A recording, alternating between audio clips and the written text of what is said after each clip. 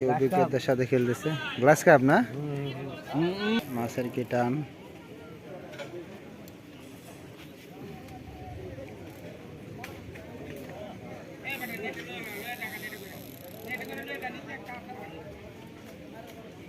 মাছটি একটা বড় গ্লাস কাপ।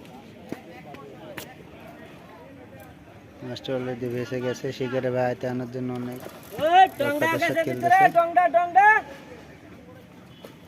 কিছুক্ষণের মধ্যে মাছটি ক্যাচিং হওয়ার সম্ভাবনা আছে। মাছ ভেসে গেছে অলরেডি।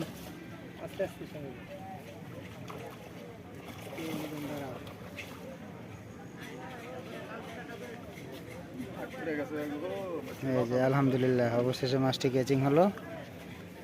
শিকারে ভাই